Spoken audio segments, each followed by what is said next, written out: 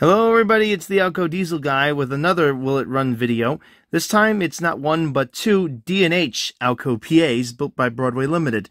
This is kind of crazy because I have been looking high and low for one of these engines. The last time I saw one on eBay, it was at some ridiculous price, I think close to $400. Again, these are DCC and sound equipped engines. And again, this comes from my trip up to Lake George. Made a bit of a side stop over in Saratoga and found a gentleman that I dealt with at the model train show, and he had these up for sale. These are listed as non-runners, though. And you say I did not pay the price that normally would come with one of these units, which would be, I think, in running condition, these were around $200 or so. I think I got the pair for around 120 total. But again, they're listed as non-runners. Now, I don't know if they actually work or not. The gentleman who sold them to me didn't know it himself. He just said, "Yep, they were told. I was told they were non-runners," and put them up for sale. So let's see if my luck continues to hold out. I have so far this night actually gone through two of these other engines I bought off the gentleman. Both of those worked perfectly, and they actually had DCC and sound pardon me, not DCC and sound, just DCC installed, and turned out to be really good running locomotives. Let's see what we got in here. So these engines, I should mention, are in the wrong boxes. They're in the E8 box, and they have traction tires stashed in here. That's never a good sign when you see them put in here with the locomotive. I think this is one of those keep dry pouches. One thing I should have been a little bit more careful as to which box, because I think the guy also had two E8s for sale. I think the gentleman had those two boxes confused with these two boxes. So here's our Alco PA. This is D&H, and of course you knew I had to get these engines. There was no way I couldn't. This is number 16.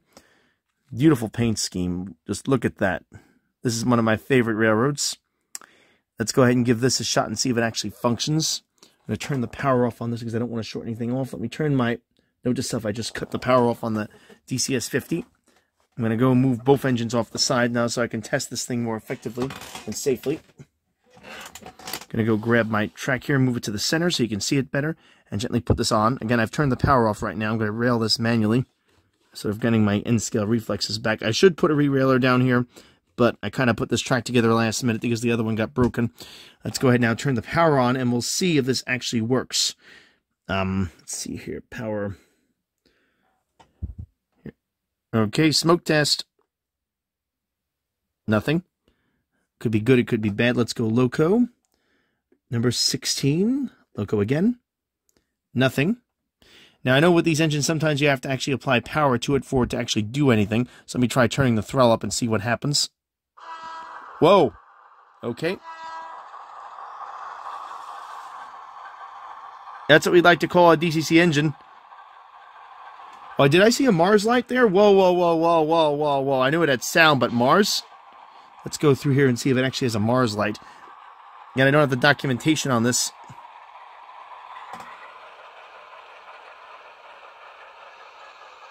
That was just manual throttling.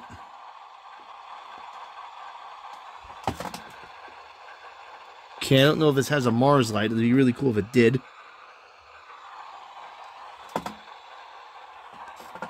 See if I go 3. Does that indicate a Mars light? Nope. Oh, yeah, it does. That is cool. By hitting the horn, it actually puts the Mars light on. Let's go make her move forward a little bit. Let's throttle up and see what happens.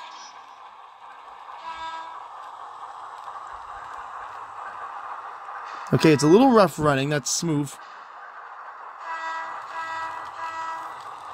I do see a problem with it. If you notice, the horn keeps going off. I just hit it manually there. I may try resetting the decoder on this. That can sometimes fix them. Yeah, here's the problem. You hear that? It's the horn is going off whenever I throttle it up.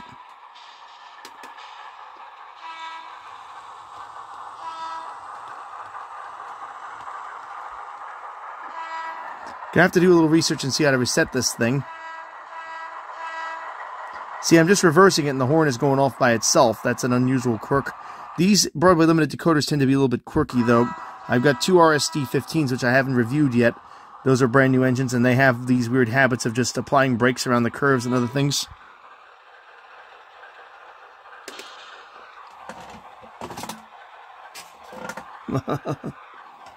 So it does actually run, albeit not so great. Let me do a drag test on this. I don't necessarily recommend doing this, but I want to see if the wheels are stripped.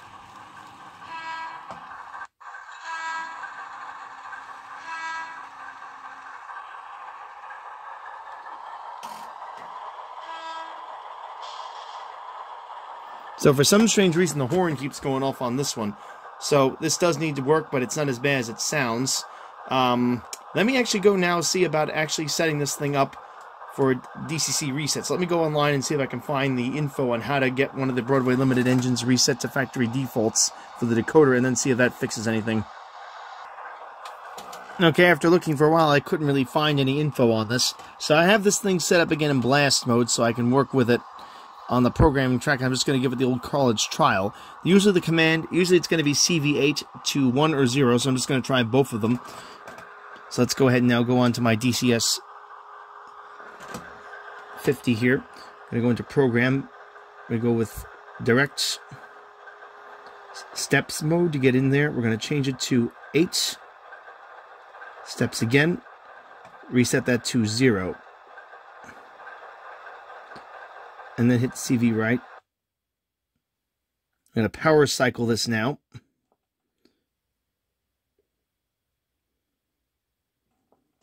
Let's power cycle my system. Off. Back on again. Now, what should happen is when I go...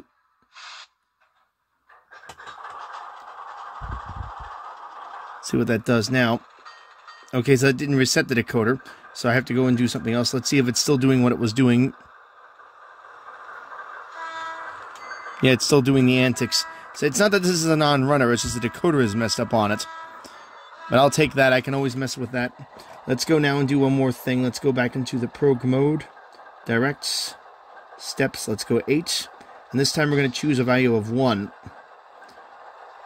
CV right. There we go. Exit. Power off. Power back on again. I'm going to check to see if this is still responding to 16 as an instruction. Yeah, it is, so that didn't do anything. What really is frustrating is that I have the box here, but I don't have the actual CV resets or the manual included here. Really is annoying. How rude. Yeah, what irritates me too is I think the guy had these same boxes for this locomotive sitting right there. And unfortunately, I didn't pay close enough attention. I didn't realize I was getting the wrong box for this engine. The other E8s he had were sitting right there with those boxes. Oh. Let me go do a little bit more research to see if I can find the right command here. You can tell I'm getting old. It was CV8 to 8. I knew I was doing something wrong, so let's do that again. Let's go to program mode. Let's turn the power back on first because this won't actually talk to anything unless I'm in the right mode. Let's go to direct mode. Let's go to CV, which is steps. Choose 8 and set it to a value of 8. CVRW, and let's write that command to it. Now, what should happen when I cycle the power now and turn her back on again, this thing should not know what address it has, which is fine. I can reprogram that, but I should be back to factory settings. So power it back on again. Let's go to Loco and put it on address number 3, which is the default for these. And now, when I apply the power... no, doesn't work. Loco 16, I bet you it's the same nonsense again. Bet you it'll work now with 16.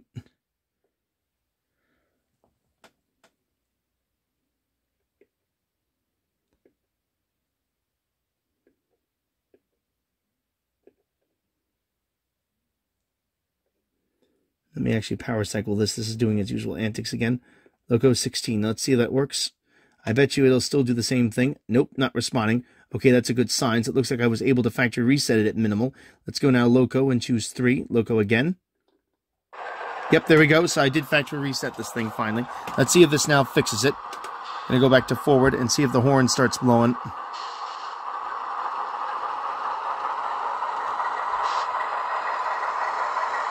Okay, that's pretty good. It was a little jerky there. I didn't like that.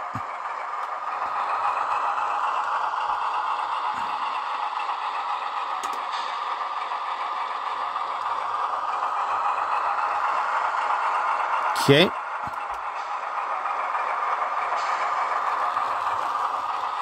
Yep, that looks good. So that looks like that was it. Let's now go back to the F3 command and...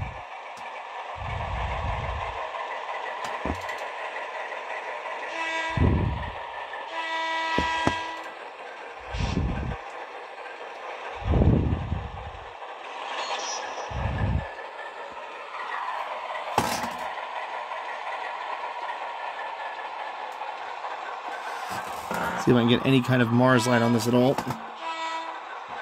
The Mars light worked before, now it's not. I hope I didn't mess that up. There it is, it's working. F7 does that now. Looks like there was some more sophisticated programming to it, and it worked. There it is. And that seems to have fixed it. It's a little rough, I will say. The decoders on these, I believe, are a variant of the QSI decoders, and they were never known for being very stable. They have bad motor controls. I'm going to assume that's what that is, or what this is. Just curious, is the front working? I'm going to do a little weird test of mine. I do this weird test where I check the engine to see if it has power on both trucks. So if I lift it up, will the front... Yes, it can. Oh, got to be very careful doing this.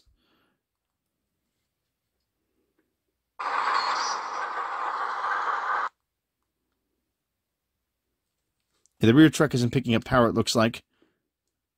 Nor is the front truck right now. Yeah, these QSI things are really weird.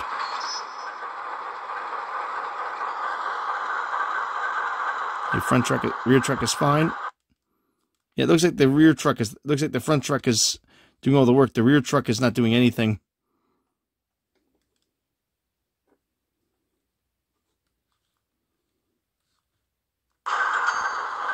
So it's only taking power off the front. That's not a good sign. So this one does need some work, but it's not the end of the world. The rear truck is what's not making contact properly at this point. We have to carefully disassemble this at one point, but at least now I know what I'm dealing with. This rear truck here, which should be picking up power, does not appear to be doing it.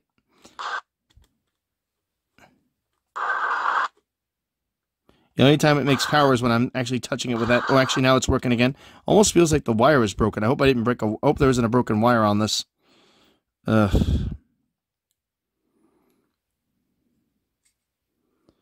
These are very tricky to disassemble, so I'm not going to mess with this one just yet. Bottom line, it's a runner, but she needs help. So this rear truck is not getting power, so it's going to make it a little unstable, which is why it's acting so strange, because it only has half the power it should have, and as a result, it keeps stalling out, or acting, or jerking all over the place. The wheels themselves look clean. It's just whatever wire is supposed to come through here isn't doing it right.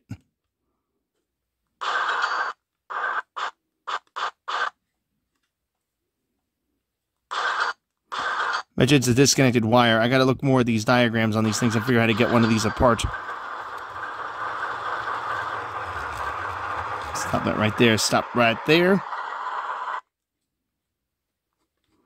And I'm messing around with this truck here. It sometimes gets power. Right now, it's not doing anything. So yeah, that's the problem. The rear truck is not picking up juice. So I'm gonna have to take this thing apart at one point and see what's going on there.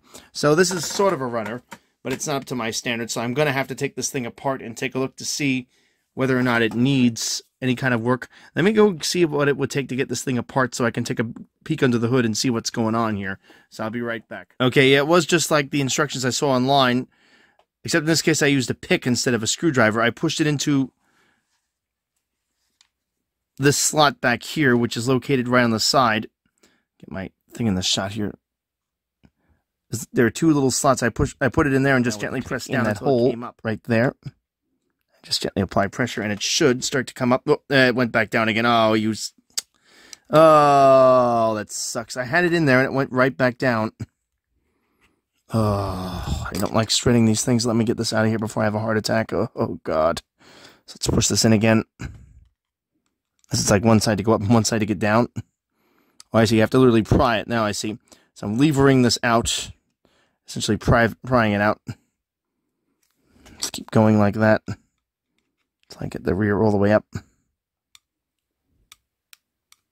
There it is. It's almost up now. Boy. This is quite an unusual disassembly process. If I ever did see one. I mean, this definitely brings new... This really pushes the limit about what I would call even sane at this point. It's just very difficult to work with. Carefully wiggling it free. Oh boy, how much further can you need to go here?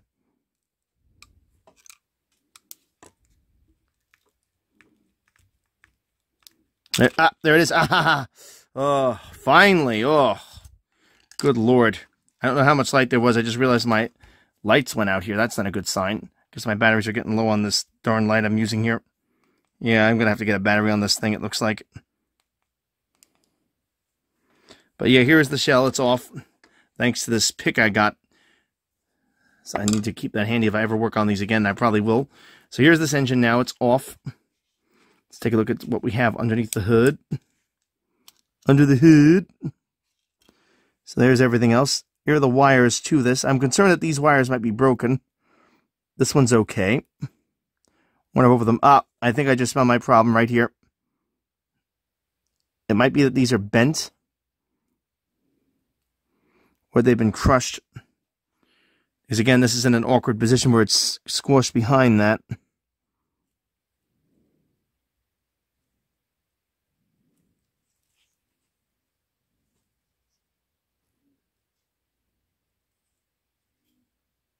No good. The good news is they are definitely in good shape.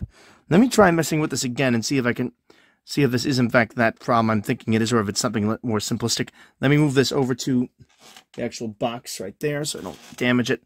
Let's get the disassembly mat out of here because I'm not going to disassemble anything else. Uh-oh. Oh, this upsets me. That is in fact the glass window. Ooh, good Lord. Yep, that's the passenger side window came out. Oh, God, I don't like that. Me don't like that. Oh, do I never like that? Well, I'm not going to... So that's something else I'm going to have to mess with now. For God's sake. I'm not sure I'm even going to bother trying to get that back in. I may just leave it off because really getting one of these things in is going to be almost impossible. So I may just leave this off because I'm most likely going to mess this up with glue if I try to get that in knowing myself. That is not something I wanted to see. Alright, well, let's mess with this and see what we got here. So now I got all this set to go. Let me move my disassembly mat out of here, which is the packaging foam. Let's get my... or servicing mat, I guess you can call it. Let's get my track over here in. That's much better. Let me now get power on this piece of junk. Power. Just responded with a little click.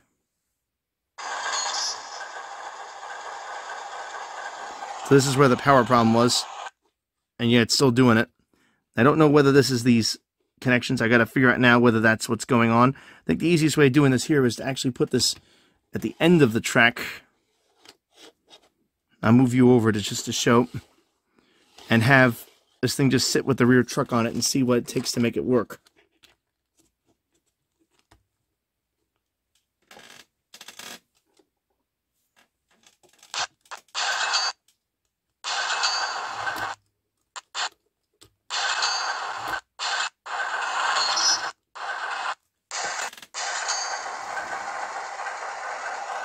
I almost wonder now, because it's starting to work again, if that is in fact just a contact problem.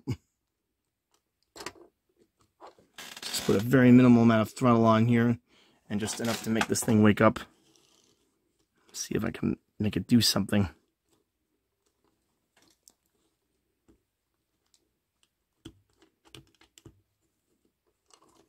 Catch is the sound does not come on these engines unless it's required, unless it's requested to. So let me go try prodding it with both of these things.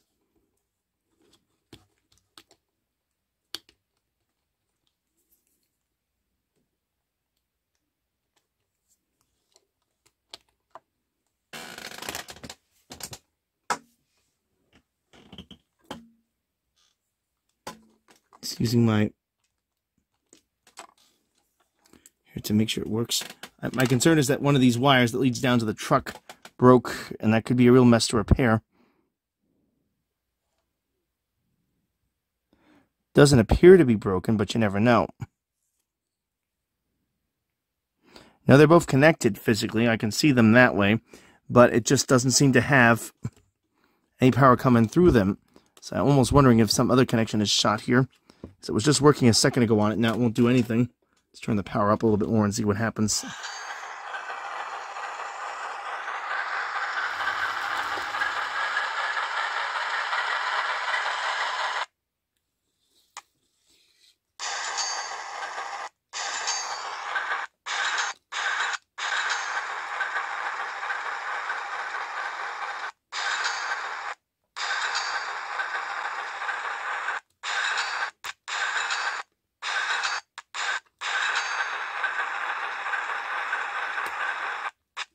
Okay, so it looks like it's actually not the truck itself, which is good. I mean, the connection itself, it looks like it's more like the, let me turn the power off over here. It's looking like it's this truck assembly. This comes off somehow. It actually has a release on the side here. See if I can figure out how to get this off. There are, in fact, pickups on here, much like the bigger HO scale Broadway Limiteds. To get access to them, you have to carefully pop this off, and I think that's how it goes in.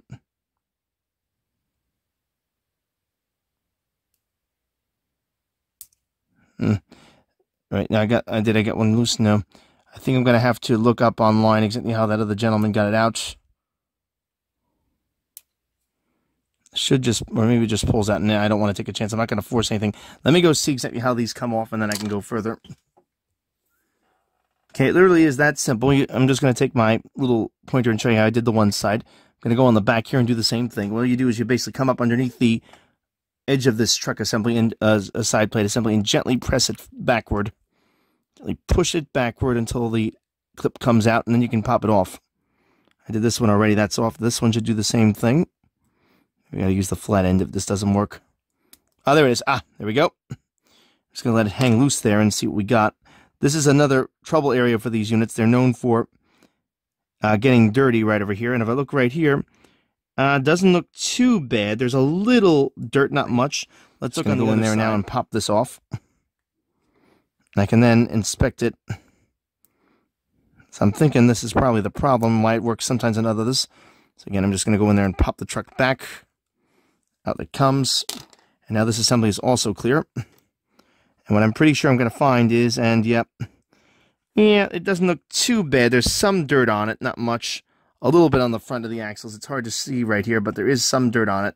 So let me go ahead and get an alcohol wipe and start wiping this thing down.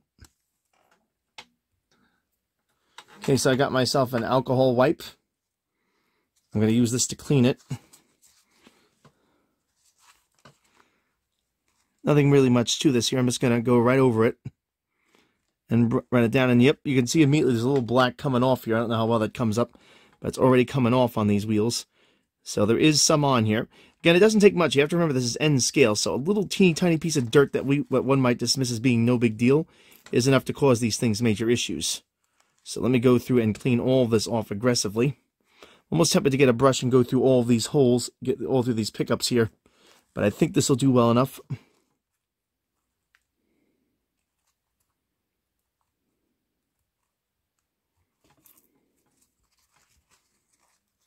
Uh-oh, what did I just knock off there?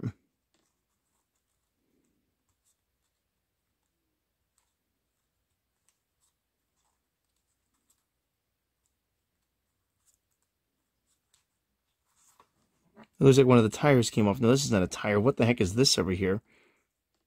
Like that.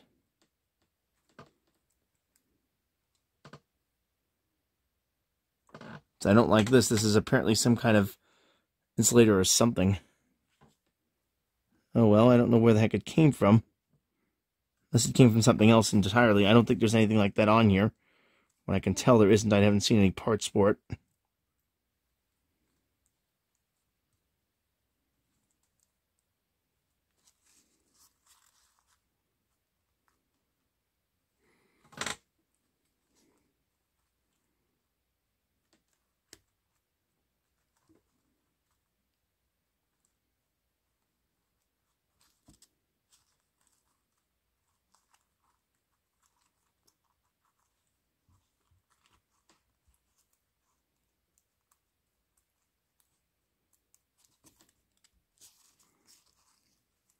Getting rid of all the dirt on these damn wheels.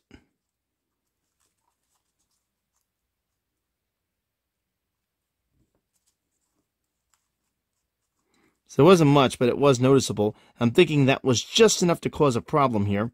So what I did is I went over that, and I also went over the wheels themselves. I would normally put conductive lube on this, but I think I'm going to stop short of that because I've heard a lot of people having good luck just doing the alcohol wipe thing. So let's see how that works. Rule is number one, only do the work you need to, because if you overwork on something, it's as bad as underworking on it, or even worse, because then you can really do damage to something. So let's now get this all back in. Wow, that light is nice and bright since I put those batteries in, isn't it? That's another thing I did do is I did change the batteries. Let's line up these needle point axle hookups with a wheels. This actually works much better having this off like it is now. Now I'm going to take my wheel assembly and just put this right on top. So again, making sure this is all lined up. This is very similar to the Atlas design, and also what you see on some Proto 2000s with this sort of wheel wiper assembly that goes on top. And then you just have this other, and you just put this truck assembly on the top. It's more like Atlas more than anything else. Then again, Broadway Limit was known for borrowing some people's designs. Look up the QSI lawsuit on that if you want some more information as to what they were up to. So anyway, now I've got this back together again. Let's see if this made any difference to this engine. There's not going to be any power yet because I got to turn the power on. So there's juice coming through it right now. And a little bit better. Okay, so it's a little bit better now. It's taking some power, so I guess I can live with what it's doing. Gonna have to because I really can't do much else with it. So yeah, it is drawing power off the rear. It's hard to show you, but it is drawing power off the rear now. As opposed to before where it wasn't doing anything.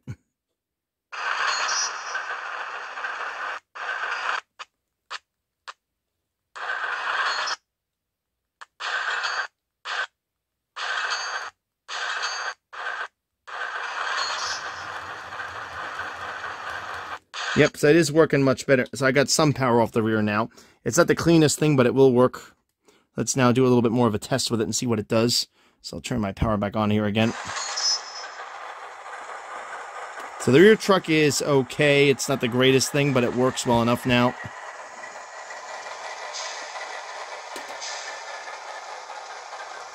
Didn't think I would get this thing so far apart. I think I'm going to leave the front coupler off just to remind myself that this is the one I played with. But I'll leave the coupler in the box itself, or at least the one that came with this thing, because it's not the proper box for this unit again. I really wish I had taken a slightly better look at this thing when I got it. Yes, as it runs, it should clean up as that alcohol allows the stuff to be moved around a bit more. Okay, so I'm going to call this one a win. That's working pretty well. Let me get the shell for it. So all it was really was a dirty contact there. It's still not perfect, but I'm going to call that a win at this point because I don't want to mess with this too much. I think that's good, and I think it'll work its way out because I have put alcohol on it. That should fix it. If it gives me more trouble, I'll take it apart again. But right now, I'm going to say that this was working pretty well. I didn't want to go through too heavy a maintenance job on this. Let's now go grab my shell, which is right here, and just put it right on top. This should go straight down. And the front is where the cab is. Carefully align that. Be dumb for me not to take my time here because I don't want to break anything. And this should literally just drop down into place because I don't have a coupler on the front. I'll keep the coupler off again to remind myself that I did work on this, that I may need to take it apart again and work on it more. I'm going to do a more thorough test on this one, unlike the others. But first, I want to get back together again. No rush, no rush. Don't rush it. Alco Diesel Guide, take your time. Okay, I don't want to break the ladders. This is nerve-wracking because these ladders are easy to break on these models. I have many an Afrin locomotive that I've done the same thing on, so I don't want to get that going here. So let's now carefully guide the sides out. I'm almost tempted to work my sponger in here, but I can just carefully guide the back in and just get it to where I can drop it in. Okay, that's good. The ladders are clear here. Ladders are clear on the back. Gently apply pressure. And there it is. It's in. Okay, so I'm going to call that a win. It wasn't in perfect shape. The decoder needed to be reset and the contacts had to be cleaned on the rear trucks only, which is strange, but that seems to fix it. The rear truck is still not perfect, but it works well enough that this will actually run on the main line. So let's go now and go to program and go to power. Turn my system back on again and go to program mode. I'm going to now punch in its address, which is 16. Let me go set this up here. So we go to Loco, address 416, CVRW right. And it jerks, so it did respond. Exit. Loco 16.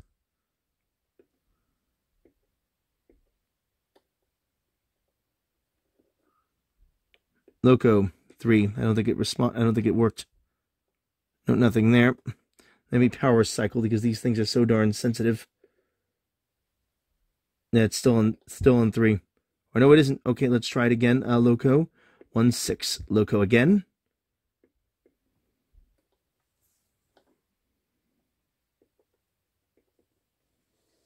That is weird. It was working. Don't tell me I'm messing up with programming. It's getting power because the light is on, but I don't have anything else from it.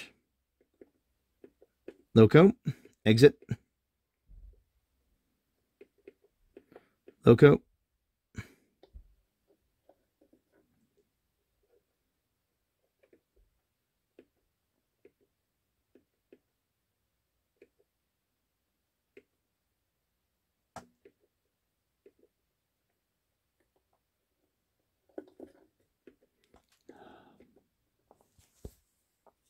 That is weird. I programmed the address and the system isn't happy again.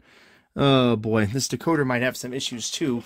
I may wind up swapping the chassis out on it, so I'm glad I didn't spend too much time on this. I do have one that is a Santa Fe PA, which I was tempted to keep, but if it means getting this one up and running, I'll take the chassis off of that one and put it on this, because I have another Santa Fe PA coming from a cutout. I'd rather just use that one if that is what it takes, and just keep this one and just use the Broadway Limited underpinnings on that one for this if I can't make it work, but I should be able to. I don't know what's going on here. This should be responding, but it isn't.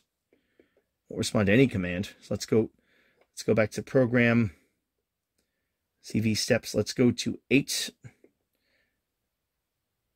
and then go to 8, and then right. There we go. It responded. Exit.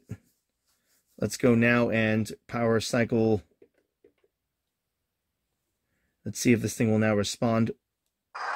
Yeah, that worked. Okay, so I got power back. Let's now try to program this again. Program on the main line. It says you should program on the main line, so let's go direct programming. Loco for addresses 16 CVRW. Okay, it responded. Let's see if that worked correctly this time. Loco, let's power cycle again and go back to Loco 16. Enter that into Loco. That is weird. It does not like to go now to the other address. It won't respond now. Let's turn the power off and try power cycling it. 3.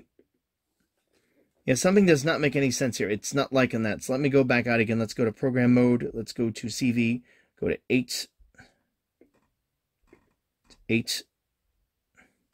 Write that command. Now it should go back to exit. When we go back to power again, let's go now, and it should just respond to 3. Power cycle.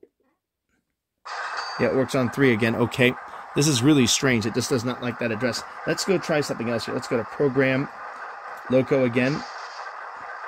Actually, first let's power cycle, actually. Let's go to program. Program direct. Loco. Loco, go for a 2-digit address this time. 16. Really, that should be all it needs because it's a 2-digit address and it doesn't work. It's not doing anything. It might help if I turn the power on, wouldn't it? So let's go program.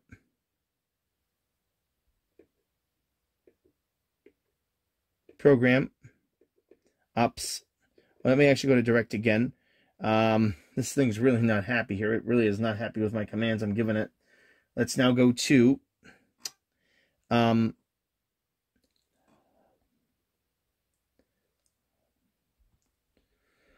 Loco. Address 2. Let's go 16RW. Okay, it responded. Let's see if it now does this way. It should exit Loco. 16 Loco again. Power cycle again. Ah, there we go. So that was the problem. It would only take a 2-digit address for that programming scheme. That is strange. Yeah, these Broadway Limiteds have some attitude problems. That's why they're kind of love or hate engines, as many have described them. See, is the Mars light still working? Yep, there it goes. And that essentially was all it was some contact problems with the wheels. So it's working again. I'll keep this running like it is. If it has any problems, I'll go back and I'll just clean it out more. But I'm thinking that that'll do it pretty well at this point. So I'm going to call that a success. What I don't like also is that the rear still is not perfect. As you see, if I lift up on it, it'll tend to go out. But if I'm at the end over here, I know I'll have power again.